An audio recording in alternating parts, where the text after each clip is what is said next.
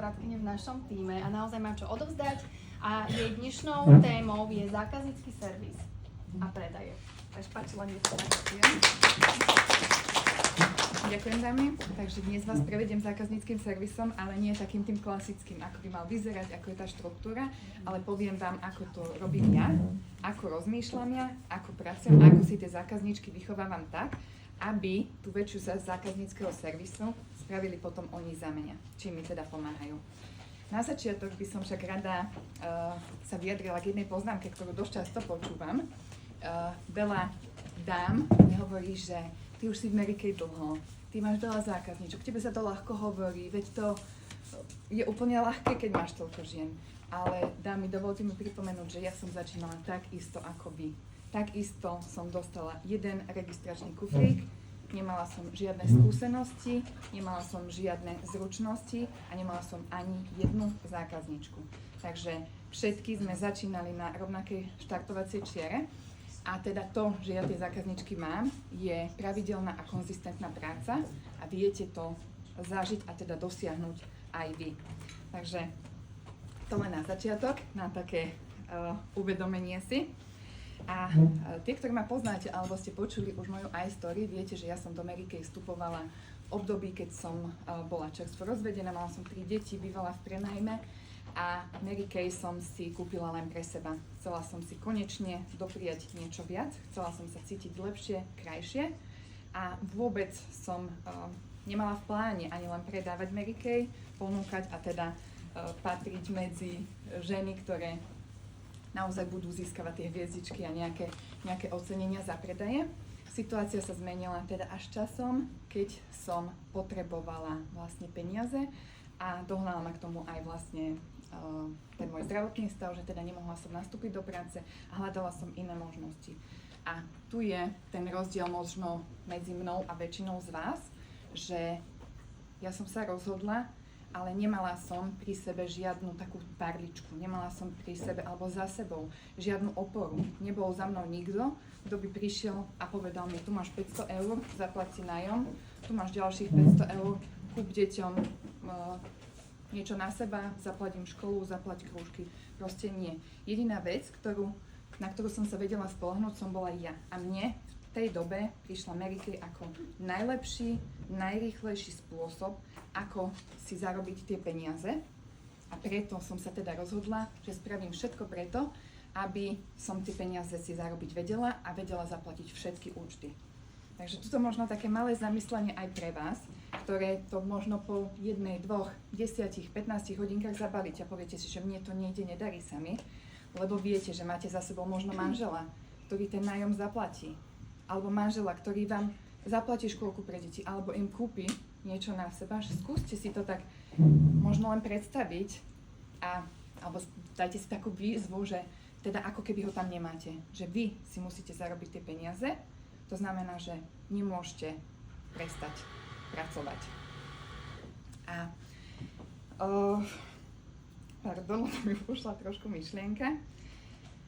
Takže tu som sa teda rozhodla a ako aj vám sa teda niekedy nedarí a sú tie chvíle, že teda ženy si nekúpia. Stalo sa to aj mne, stáva sa to stále mne, stále sú ženy, ktoré boli u mňa na hodinke krásy a nie sú moje zákazníčky. Sú ženy, ktoré boli u mňa a nič si nekúpili. Sú ženy, ktorí boli u mňa a už sa mi nikdy neozvali. A čo však ja teda robím, nikdy sa nevzdávam. Vôbec si to neberiem osobne. Vôbec sa za to nebičujem, vôbec sa za to netýram. Ja som v tej danej chvíli spravila všetko najlepšie, ako som vedela. Spravila som jej najlepšiu hodinku, akú som v tej chvíli vedela spraviť. Vysvetlila som jej všetko, snažila som sa jej odovzdať najlepší pocit, aby sa ona dobre cítila. To, že ona sa rozhodla inak, to už je neovplyvním. Je to na každej jednej žene a ako hovorím, že nebičujme sa za to. Nevyčítajme si to, nikdy nevieme, čo tá žena má za sebou, či sa o seba nechce starať alebo prechádza ťažkým obdobím. Proste je to jej rozhodnutie a vy keď sa za to budete vyčítať alebo robiť si zle, nič si s tým nepomôžete a len vás to dáva dole. Možno také prirovnanie, lebo Euka nám dávala prirovnania a veľmi sa mi to páčilo. To je, keď sa porežete, tiež spravíte všetko preto, aby ste si neublížili, ale stane sa, tak vy neprídete a nesypete si sol do tej rany, a neubližujte si ešte viac. Proste stalo sa, ideme ďalej a hľadáme si nové ženy, nové zákazníčky. A ešte jedna taká vsúka k tomu, že tie ženy sa vám môžu vrátiť. Takže nikdy nezatracujte ten kontakt, nikdy to neriešte. Poviem vám jeden príklad z môjho života, keď som začínala Mary Kay, teda už som bola rok v Mary Kay a začala som používať sonickú krevku na hodinke krásy. Úžasné rozhodnutie, ale tá prvá hodinka vyzerala hrozne, naozaj. Ja som tú sonickú krevku navlhčila viac, ako bolo treba, takže keď som dala tej žene krém a pustila sonickú krevku, krém mala všade, v očiach, celú hodinku oči štípali, slzeli, plakala, stále si to utierala. Takže ja som mala pocit, že ona nevníma vôbec nič, čo jej hovorím o iných produktoch a mala som pocit, že sa modlí, nech už to skončí, nech už ju pošlem domov. A samozrejme aj to tak skončilo, teda nič si neobjednala, nič sa nedialo. Ešte mi napísala takú recenziu, že za to, že si to teda ty som to prežila, hej, ale že ďakujem, nič si neprosím, ostávam verná svojej kozmetike a skončili sme. V podstate som si chcela ja rozšíriť klientelu a nerozšírila som. Čo sa ale stalo? Po 2 rokoch sa mi táto dáma ozvala s tým, že je čerstvo rozvedená, takže tie 2 roky dozadu riešila aj rozvod, problémy, takéto, že sa chce o seba starať, že si pamätá hodinku so mnou, no kto by na ňu zabudol, hej. Takže, že sa úžasne cítilo, no, asi bola jediná. A chce proste používať našu kozmetiku. Táto žena je, ja si dovolím tvrdiť, moja najlepšia zákazníčka. Ona používa všetko. Ona sa hýčka, čo jej poviem, to si ona nakúpi, ona si berie do zásoby, proste top klientka a želám ju každej jednej z vás, lebo naozaj ona vám aj 8 basicov spraví, keď budete chcieť. Takže vidíte, že netreba to zatratiť, že aj keď sa nepodarí, ono sa to teda vráti a časom to môže byť oveľa lepšie. Prejdeme teraz k tomu zákazníckému servisu. Takže každej žene sa snažím dopriať klasický zákaznícky servis 2+2+2. Verím, že viete, čo to je. A na čo si ja ale zakladám, alebo na čo si potrpím, že každú jednu zákazníčku sa snažím mať u seba 4-krát za rok. 4-krát.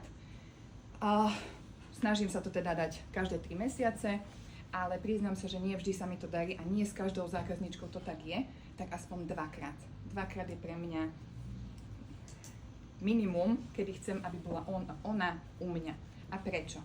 Pretože ja chcem ju zoznámiť vlastne s ďalšími produktami. Keď ona si na hodinke krásy odo mňa odniesla nejakú základnú starostlivosť, odličovač očí a masku, tak ju na ďalších hodinkách zoznamujem postupne s ďalšími produktami.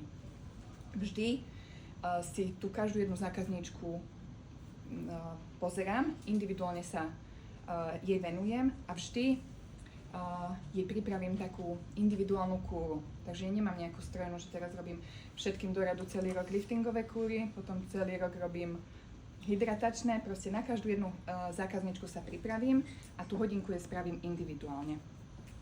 Takže keď je u mňa, dám jej vyskúšať napríklad hydratačný krém, dám jej vyskúšať nejakú inú masku, chemický peeling. Chcem, aby zažila ten pocit na pleti. A čo je zase dôležité, ona aj keď si to vtedy neobjedná a nezoberie, vie, že tie produkty máme, vie, ako sa s nimi cítila, čo jej to s pleťou spravilo a možno na budúce, keď jej budem posielať nejaký akciový balíček a bude tam ten produkt, ktorý vyskúšala, tak si povie, že sú tam teda produkty, ktoré ona používa, plus produkt, ktorý ešte nemá, tak si povie, že áno, toto chcem, lebo to mi Lenka odporúčila, to povedala, že je dobré napríklad na zimu, na suchú pleť a podobne. Takže toto je asi také dôležité, tým pádom si aj ja zvyšujem v podstate obrad. Dámy majú väčšiu možnosť si vybrať, lebo predstavte si, je oveľa lepšie, keď pošlete nejakej zákazníčke nejaký balíček, sú tam produkty, ktoré ona nikdy nevidela, nikdy nevyskúšala, dajme tomu 3, hej, z 3, tak čo, kúpi si ich? Nie.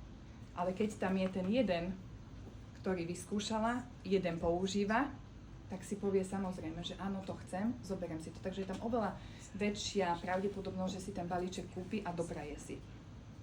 Takže takto. A keď už som pri tých balíčkoch, tiež ich robím tej zákazničke na mieru. Takže vždy sa snažím pripraviť ten balíček tak, aby tam boli produkty, ktoré používa, ktoré si myslím, že jej už končia, plus tam dám nejaký, ktorý vyskúšala a ktorý jej chcem dopriať. Brutálne milujem naše akcie 2+1.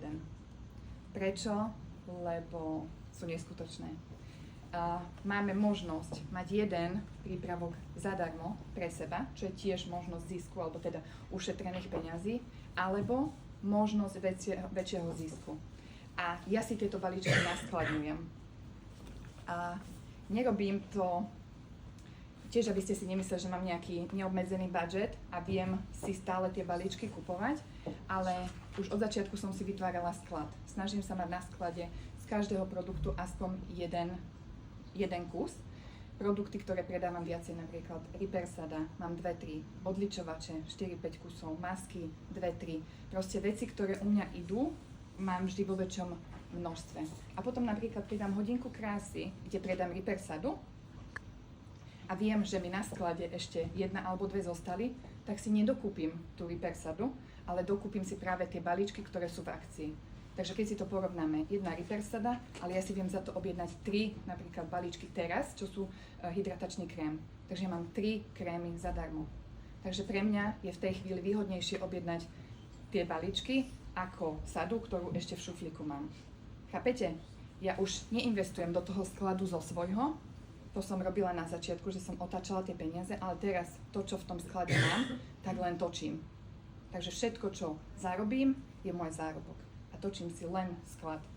Takže taký trošku náhľad do toho, ako premýšľam ja v tomto nakupovaní. Len môžem otázku? Áno, môžeš. Teba živí teda len Mary Kay a si kozmetická poradkyňa, že koľko tak mesačne v priemere si zarobíš ako kozmetická poradkyňa? Máš to vyčíslené? Nemám to vyčíslené, ale okolo 2000 mám každý mesiac. Len tým, že predávaš krémiky, ružiky a masky. Áno. Ďakujem. Ešte k tým krémikom, teda k tým akciám, že ja si ich naskladním, lebo viem, že ich predám. Aj keď možno nie hneď v tej chvíli, že ponúkam teda tým zákazníčkam a oni si ho nezoberú, lebo možno si ho kúpila mesiac, 2 dozadu a nepotrebuje ho.